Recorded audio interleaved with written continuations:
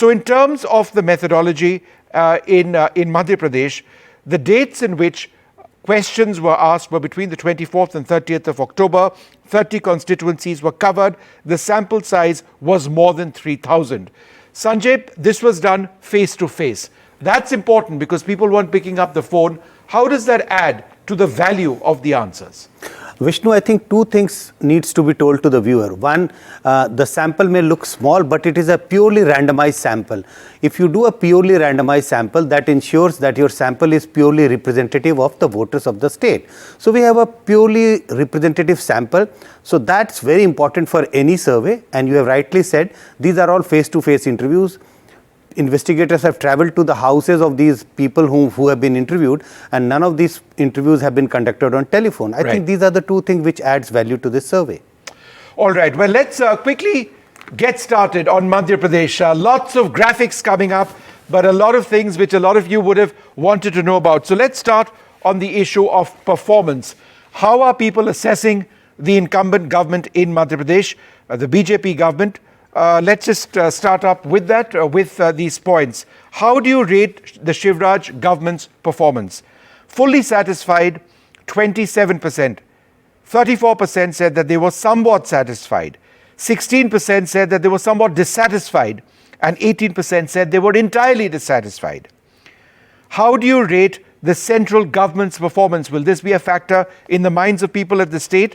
Well, 34% said they were fully satisfied with the centre's performance. 31% said they were somewhat satisfied.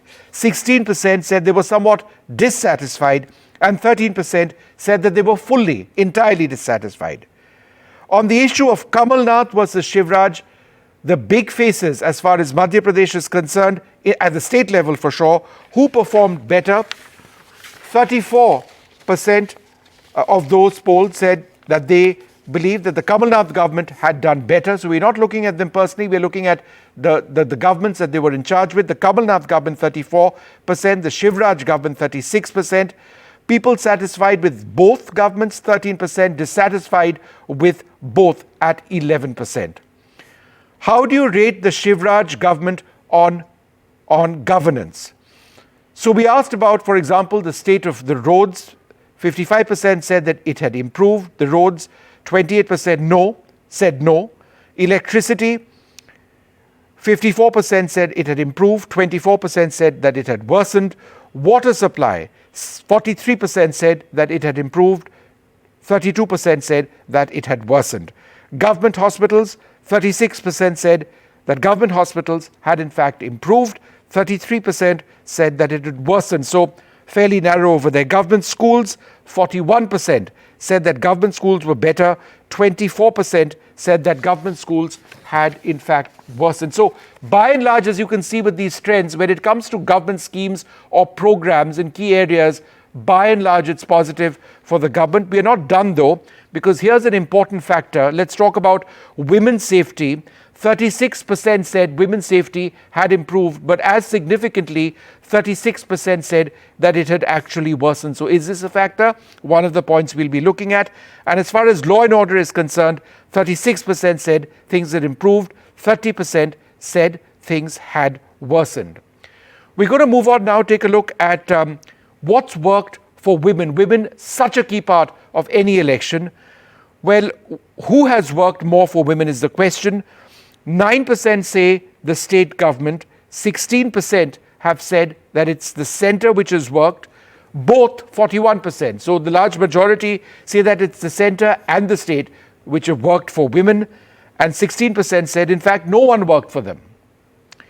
The state of inflation, this is a perennial issue across the country, and very often the answers reflect the state of the economy and concerns. So as far as the state of inflation is concerned, 82% have said that it's increased, 8% say that it's remained the same, 8% say that it has decreased. The state of unemployment in the country, 45% say that unemployment has gone up, 28% say that it's remained the same, and 19% say that it's actually decreased. The state of corruption, again, a perennial issue for elections, and certainly in Madhya Pradesh and Chhattisgarh. 61% say that it's increased, 20% say that it has decreased, and 14% say that it has remained the same. And decreased, we've got a statistic as well. I believe 20% have said, as you can see that over there, it has decreased.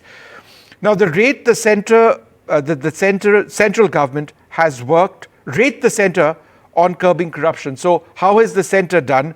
34% say very good, 33% said good, 15% say bad, 8% say terrible, very bad. The question which was asked was, rate the state government on curbing corruption.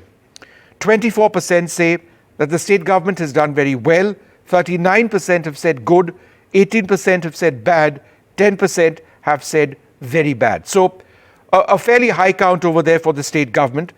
So let's quickly move on and get a couple of answers to a lot of the data that we've actually shared over there. Manisha, let me come to you first. Now, 61% say that they're either fully satisfied or satisfied in the performance of the Shivraj government. Is that, in terms of the issue of leadership, a resounding yes for the BJP government in Madhya Pradesh? I mean, two things. One, on the satisfaction point and even on the leadership point, the figures seem to match and say that the people there don't really have a strong problem with the Shivraj Singh government. Looking at the figures on satisfaction, highly satisfied and more or less satisfied, they do cross that mark. And when that overlaps with their satisfaction with the central government, you do tend to get an impression that there isn't a genuine grievance against the BJP either in the state or at the center. That's what the figures would look like. Well, it's very interesting that, Kamal Nath didn't rule for very long, and Shivraj Chauhan has been there for quite some time.